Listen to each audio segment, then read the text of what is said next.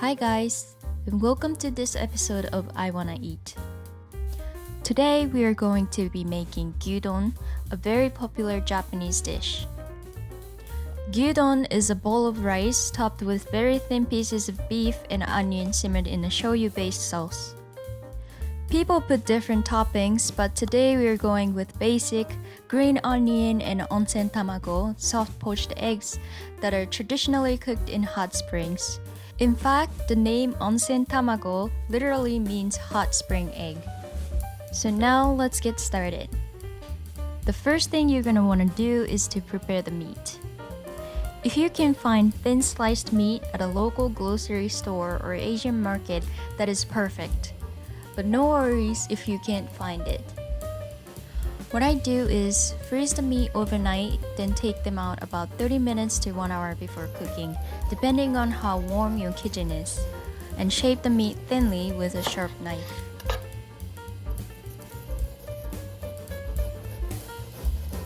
Try to cut them at an angle. Since the middle is still frozen, if you try to cut straight down, the knife will get stuck. As you slice the beef, put it nicely on a plate, so we can easily separate them when it's time to cook.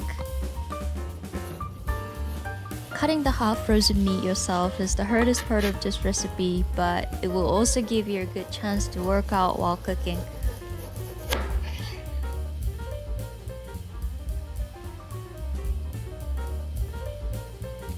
Now that the meat is done, I am going to prepare the sous-vide bath or onsen tamago. Many people think to pasteurize egg you have to cook them at a high temperature, but actually the USDA recommends pasteurizing egg in a hot water bath of 140 degrees Fahrenheit or 60 degrees Celsius for a minimum of only 3.5 minutes to kill salmonella. To make onsen tamago, we are setting the temperature at 145 degrees Fahrenheit. While we wait for the water to warm up, we will cut some ingredients. First, peel and slice 1 onion.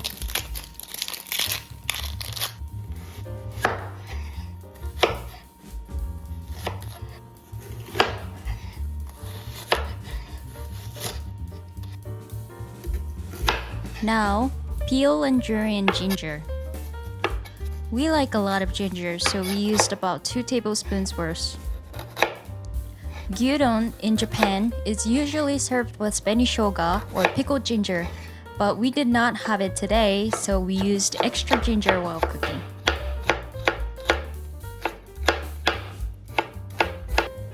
Now, the water bath is ready, so we are going to carefully drop in the eggs. We'll sous-vide the eggs for 30 minutes. Now let's start cooking the beef. For the broth, we will measure 1.5 cup of water and 1/2 cup of sake and pour it in the pot. Then, about 2/3 of a tablespoon dashi powder, 1.5 tablespoon of brown sugar, 1.5 tablespoon mirin, and 3 tablespoons soy sauce.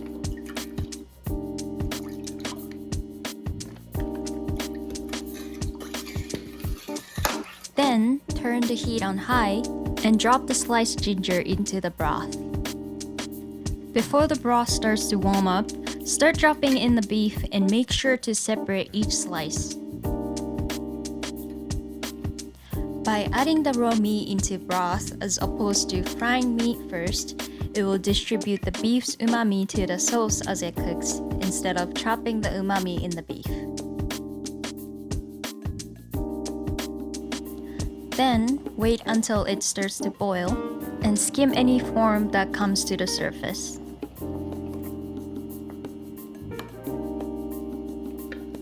After that, add onion to cover the surface, so the meat will be completely submerged in the broth.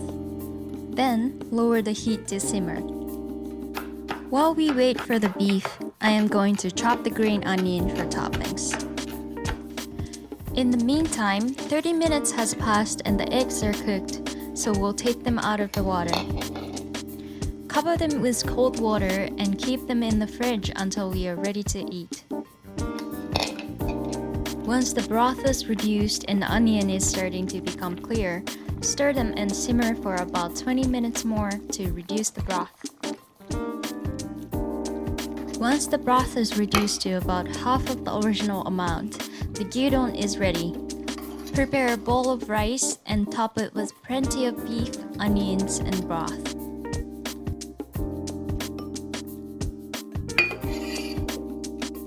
And now top with green onion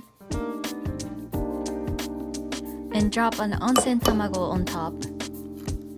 And there you go, gyudon at home with onsen tamago. Gyudon is a very delicious and easy dish to make at home. Soft and tender beef full of umami, rice soaked in the sweet and salty broth, melty onions, and the refreshing taste of the ginger. The perfectly cooked onsen tamago, where both the egg yolk and white coat the dish, add richness that makes you want to eat more. Today we only used a few basic toppings, but I love that gyudon goes well with many different kinds of toppings like cheese and kimchi. Make sure to try out your favorite toppings when you make this dish at home. But thank you everyone so much for watching this episode of I Wanna Eat. If you enjoyed this video, please remember to like, subscribe, and comment on what recipe you'd like to see next. We are a new YouTube channel and we upload weekly, so it really helps us out. Thank you.